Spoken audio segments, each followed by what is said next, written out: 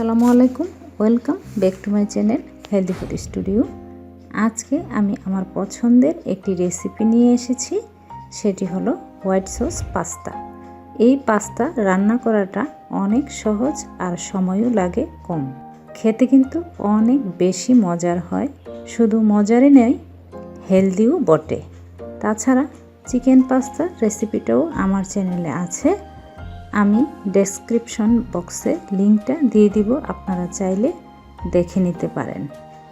আর আমি আশা করছি আজকের রেসিপিটাও আপনাদের কাছে ভালো লাগবে। তো চলুন আর কথা না বাড়িয়ে রেসিপিটা দেখে নেওয়া যাক। চুলায় একটি ফ্রাই প্যানে আমি 6 কাপ পরিমাণ পানি বসিয়ে দিয়েছি। দিয়ে দিচ্ছি 1 টেবিল চামচ লবণ আর 1 টেবিল চামচ রান্নার রেগুলার তেল। আমি এখানে 1.5 কাপ রুটিনি পাস্তা দিয়ে দিচ্ছি। আপনারা যে কোনো পাস্তা দিয়ে রান্নাটা করতে পারবেন। আমি 5-6 মিনিট পাস্তাটাকে সিদ্ধ করে নিব। 5 মিনিট হয়ে গেছে, পাস্তাটাও সিদ্ধ হয়ে গেছে। আমি এখন ছেঁকে তুলে নিচ্ছি। ফ্রাই প্যানে আমি 2 টেবিল চামচ রান্নার রেগুলার তেল দিয়ে দিচ্ছি। 1/2 চা চামচ রসুন কুচি দিয়ে দিচ্ছি, সেই সাথে 1/2 চা চামচ আদা কুচি দিয়ে দিচ্ছি। আদা রসুনটা যখন কিছুটা ভাজা হয়ে গেছে, এখন দিয়ে দিচ্ছি ভেজিটেবল। আমি এখানে সবুজ ক্যাপসিকাম, লাল ক্যাপসিকাম আর গাজর কুচি নিয়েছি। আপনারা আপনাদের পছন্দ মতো সবজি নিয়ে নেবেন। দিয়ে দিচ্ছি 1/2 চা চামচ লবণ, চিলি ফ্লেক্স দিয়ে দিচ্ছি 1/2 চা চামচ, ব্ল্যাক পেপার দিয়ে দিচ্ছি সামান্য পরিমাণ। চুলার আঁচ মিডিয়ামে রেখে আমি ভেজিটেবলগুলো হাফ সিদ্ধ করে নেব। ভেজিটেবলগুলো হাফ সিদ্ধ হয়ে গেছে, এখন একটা প্লেটে তুলে নিচ্ছি। একই প্যানে আমি 2 টেবিল পরিমাণ বাটার দিয়ে দিচ্ছি। বাটারটা গলে আসছে, 1 টেবিল চামচ দিয়ে দিচ্ছি আদা রসুনের কুচি। আদা রসুনটা ভাজা হয়ে গেছে, এখন দিয়ে দিচ্ছি 2 টেবিল চামচ ময়দা। ময়দাটা আমি বাটারের মধ্যে ভালোভাবে ভেজে নেব।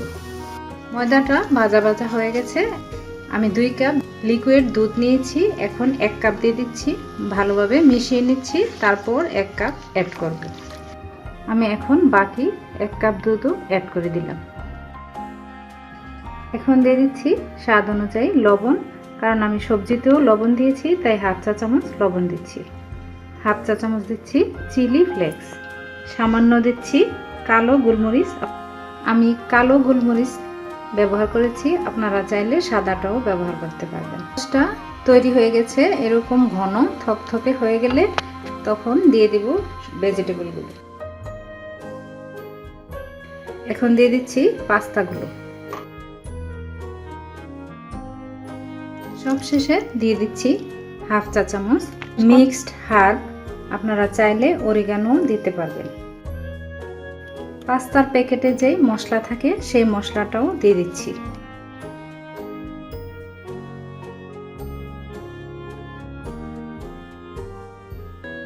হোয়াইট সস পাস্তাটা একদম রেডি, আমি এখন পরিবেশন করে নিয়ে আসছি। গরম গরম হোয়াইট সস পাস্তার উপর মোজারেলা চিজ দিয়ে দিচ্ছি, তারপর উপর থেকে ধনিয়া পাতা ছিটিয়ে দিচ্ছি। তৈরি হয়ে গেছে আমার হোয়াইট সস পাস্তা। এই পাস্তাটা কিন্তু খেতেই মজার নয়, হেলদিও বটে। আজকের রেসিপিটাও আপনারা বাসায় ট্রাই করবেন এবং কেমন হয়েছে কমেন্ট বক্সে জানাবেন। এতক্ষণ সাথে থাকার জন্য সবাইকে ধন্যবাদ। সবাই খুব ভালো থাকবেন। এখানেই বিদায়। আসসালামু আলাইকুম।